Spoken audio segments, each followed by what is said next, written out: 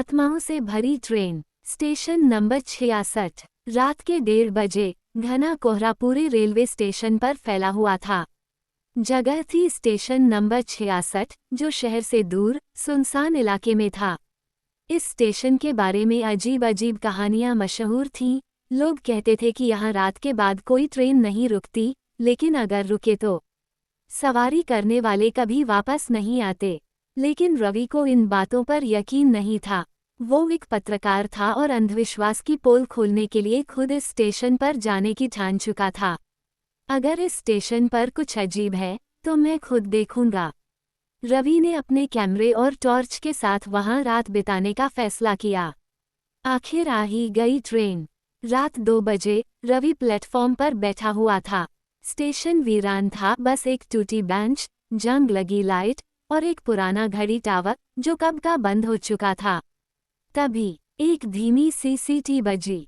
रवि चौंका, क्योंकि रेलवे के टाइम टेबल के हिसाब से यहाँ कोई ट्रेन नहीं आनी थी। धड़धड़ाहट के साथ एक पुरानी जंग लगी ट्रेन प्लेटफॉर्म पर आकर रुकी। इसके डिब्बे अंधेरे थे, कोई आवाज नहीं, न कोई यात्री। ये क्या माजरा है? रवि ने कैमरा ऑन किया और ट्रेन के भीतर झांका। अंदर घना अंधेरा था, लेकिन हल्की हल्की परछाइयां हिलती दिख रही थीं। डिब्बे में घुसते ही रवि ने हिम्मत करके पहला डिब्बा खोला और अंदर चला गया। वहां कोई यात्री नहीं था, सिर्फ पुरानी लकड़ी की सीटें और फर्श पर धूल। तभी अचानक एक ठंडी हवा का झोंका आया और तभी एक धीमी सी खौफनाक फुसफुसाहट सुनाई दी। तुम यहाँ क्या कर रहे हो? रवि का दिल तेजी से धड़कने लगा। उसने इधर उधर देखा, लेकिन कोई नहीं था। वो अगले डिब्बे में गया और वहां एक औरत बैठी दिखी। सफेद साड़ी, खुले बाल, पीली पड़ी आंखें और उसकी गर्दन हल्के हल्के टेढ़ी हो रही थी। रवि कांप उठा, लेकिन उसने कैमरा उस ओर घुमा दिया और तभी औरत ने सीधे कैमरे में देखा और मुस्कुराई, पर उसकी मुस्कान इंसानों जैसी नहीं थी। अब तुम भी इस ट्रेन का हिस्सा बन चुके हो। ट्रेन से निकलने की कोशिश।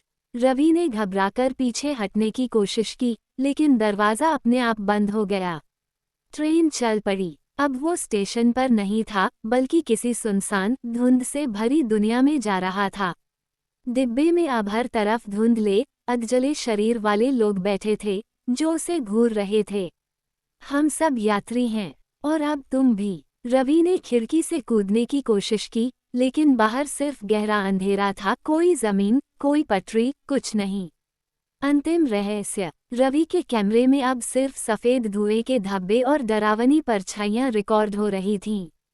तभी आखिरी डिब्बे से एक लंबी, हड्डियों से भरी आकृति उसकी ओर बढ़ने लगी। उसकी आंखें कोयले जैसी काली थीं और वो धीरे धीरे रवि के पास आकर फुसफुसाए, अब तुम भी इस यात्रा का हिस्सा हो। अचानक ट्रेन झटके से रुकी और रवि जमीन पर गिर पड़ा।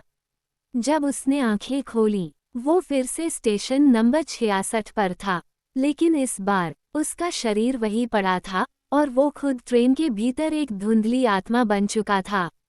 क्या आप अगली बार इस ट्रेन में सवार होंगे?